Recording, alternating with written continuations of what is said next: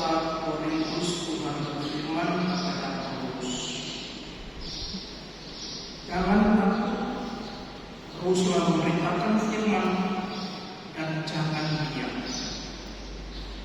Sebab aku menyertai engkau, dan tidak ada seorang pun yang akan menjamah dan menganiaya engkau, sebab banyak umatku di kota ini.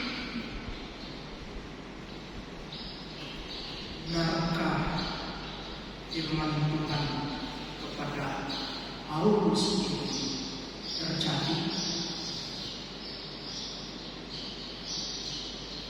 Bisa kita katakan tidak terjadi. Bisa kita katakan sungguh terjadi firman itu. Tidak terjadi firman itu, mungkin kita katakan seperti itu, karena selanjutnya setelah Galion menjadi gubernur di provinsi Akaya, orang-orang Yahudi bangkit bersama-sama melawan Paulus. Mereka membawa Paulus ke depan pengadilan dan mereka bersaksi. Ia ini meyakinkan orang untuk beribadah kepada Allah dengan jalan yang bertentangan dengan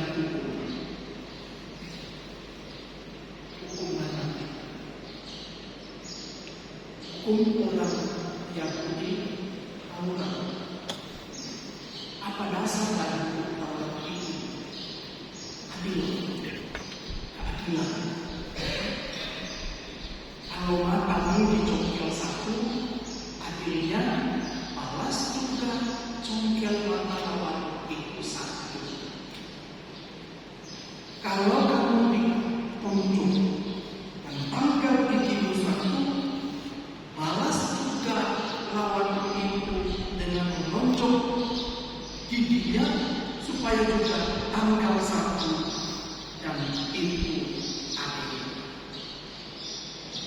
Dahulu Paulus hidup dalam semangat hukum ini, tetapi kemudian oleh perjumpaannya dengan Kristus dan hidup dalam Kristus Yesus, hukum itu dia tinggalkan. Dan Paulus hidup dalam semangat hukum Kristus, yakni hukum kasih. Bukan lagi balas membalas, tetapi ampun mengampuni. Rupanya hukum kasih ini tidak masuk bagi orang-orang Yahudi, maka mereka tidak mau terima hukum itu. Nah, bawalah mereka ke hadapan Galion, gubernur Akaya, supaya Paulus ini jatuhi hukuman setimpal. Dengan ini mungkin kita katakan firman Tuhan kepada Paulus, jangan takut, teruslah memberitakan firman dan jangan diam, sebab aku menyertai engkau dan tidak ada seorang pun yang akan menjamah dan menganiaya engkau. Katakan tidak benar. Sebelum Tuhan kepada Paulus tidak. Ia tidak benar. Kalau kita titik di situ, tetapi ini baru koma, belum titik. Apa yang menjadi semangat berapi-api orang Yahudi untuk mana Paulus dijatuhi hukuman atas perkataannya? Galion bilang, hai orang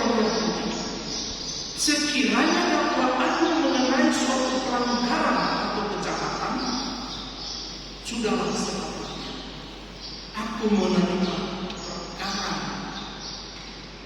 Tetapi dalam hal ini adalah perselisihan tentang perkataan. Paulus mengatakan firman kasih Tuhan atas nama Paulus mengatakan Kristus, atau hukum yang berlaku di antara kami. Paulus telah meninggalkan hukum keadilan itu dan komunikasi yang dia mengatakan, maka kami tidak memfokus tentang itu. Itu masalah buatmu. Jangan bawa-bawa masalahmu kepadaku. Masalahmu selesaikan dengan dirimu, bukan denganku. Tidak diperhati orang-orang Yahudi. Dalam hal ini, pernyataan Tuhan, jangan takut, teruslah memberitakan firman dan jangan diam. Dalam apa yang diwartakan oleh Paulus ternyata memang benar. Tuhan menyertai dia. Orang-orang Yahudi belum puas. Maka untuk menarik perhatian Gubernur Akaya yang Galio itu, mereka menemui Sostenes. Tetapi Sostenes juga tidak peduli dengan itu. Masalah apa? Masalah yang kamu perdebatkan hanya soal mana yang benar, mana yang salah, mana yang lebih tinggi dan mana yang lebih rendah. Yang dia tidak ambil itu. Dalam hal ini, lewat kali kuat kuasa Tuhan bekerja, yang membimbingnya sekalipun Galio itu adalah kaki tangan Romawi dan boleh juga sepengetahuan penguasa Romawi. Yesus disahkan untuk dijatuhi hukuman mati, tapi ternyata untuk murid-murid Kristus yang mewakilkan Kristus yang telah wafat dan bangkit, kuat kuasa Roh Kudus bekerja lewat orang-orang.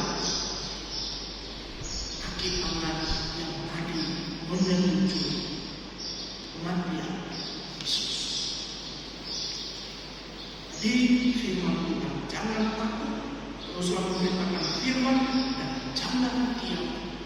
Bukan kata-kata kosong ketika Tuhan sendiri campur tangan pada orang-orang pilihannya untuk mewartakan firman. Itu Roh Kudus bekerja. Lalu yang masih berlanjut pada Injil yang kita dengarkan tadi,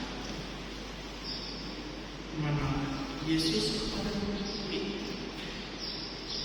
aku berkata kepadamu, sesungguhnya kamu akan menangis dan meratap, tetapi dunia akan bergembira.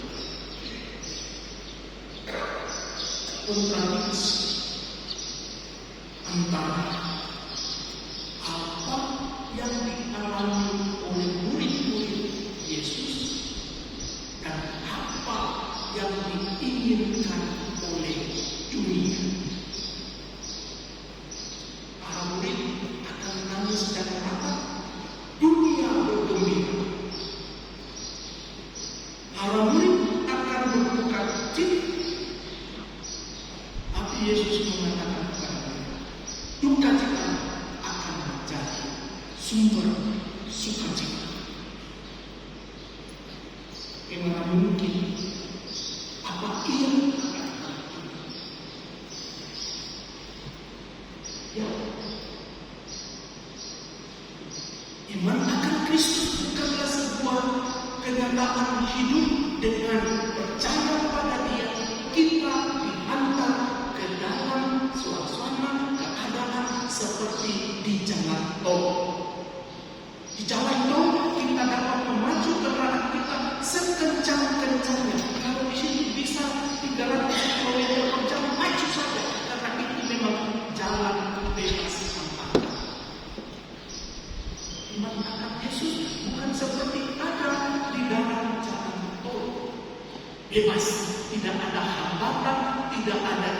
sabar dan pokoknya oke saja. Justru iman akan Yesus bahwa setiap orang yang percaya untuk memikul salib dan mengikuti dalam hal memikul salib mengikuti Dia, pasti di sana ada suka dan duka, ada untung dan mana. Tetapi suka duka untuk malam dalam iman akan Dia itu dalam apa yang benar kita dimurnikan, dalam apa yang menjadi hal yang tidak menyenangkan, di situ kita ditantang untuk setiakan kita atau tidak.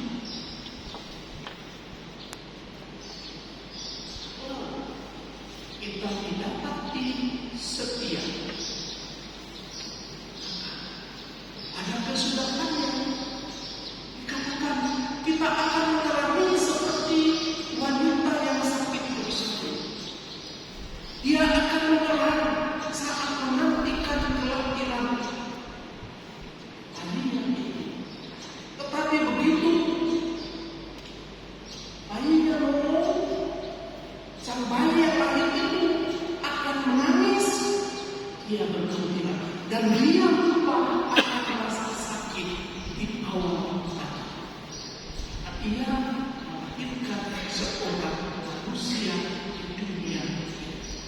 Ada kegembiraan, ada sukacita dalam kesetiaan iman pada Kristus itu. Maka tidak ada seorang pun yang kemudian akan bertanya lagi kepadanya. Karena dalam Dia ada sukacita dan tidak pernah bertanya itu bukan. Tapi orang akan hidup dalam semacam kasih dan sukacita yang menerima dalam Dia. Dalam semuanya kudus bekerja. Ketika kita ada dalam kesusahan, ketika kita ada dalam rintangan, Allah yang menyertai kita, Dialah yang akan menguatkan kita. Tapi Bapak dan Saudara-saudara, dalam novena Kudus ini, Gereja memohon Roh Kudus untuk apa? Untuk memberikan kepada kita masing-masing kekuatan dalam apa yang sudah kita pilih dalam iman akan Yesus, yang tentunya kita akan bawa dalam persiapan perjalanan hidup iman ini, untuk tidak takut, untuk tidak gampang menyerah, untuk tidak membuat kita gampang juga tergoda dengan tawaran-tawaran duniawi yang kadang-kadang begitu menggiurkan. Jika Roh Allah ada di pihak kita, kita akan mampu memilah mana yang baik, mana yang tidak baik, mana yang berguna untuk kita, mana yang sekedar memberikan hiburan-hiburan sesaat untuk tidak kita pilih sebagai yang benar. Hari pertama novena Kudus, dan untuk itu semua betapa pentingnya Roh Kudus ini hidup dalam diri kita, supaya kita mampu memilah mana yang baik dari yang tidak baik dan mengikuti apa yang benar dari sekedar apa yang menjadi tawaran dunia yang semu. Tuhan. Amin.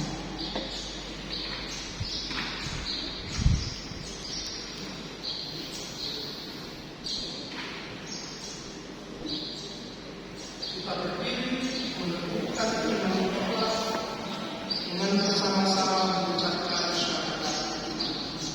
Aku percaya akan Allah Bapa yang Maha Kuasa, pencipta langit dan bumi, dan akan Yesus Kristus, Putra Tunggal Tuhan kita, yang dikandung dari Roh Kudus, dilahirkan oleh perawan Maria, yang menderita sengsara dalam pemerintahan Pontius Pilatus, disalibkan, wafat, dan dimakamkan, yang turun ke tempat penantian pada hari ketiga bangkit dari antara orang mati, yang naik ke surga, duduk sebelah kanan Allah Bapa yang Maha Kuasa. Dari situ akan datang mengadili orang hidup dan mati. Aku percaya akan Roh Kudus, Gereja Katolik yang kudus, persekutuan para kudus, pengampunan dosa, kebangkitan badan, kehidupan kekal. Amin.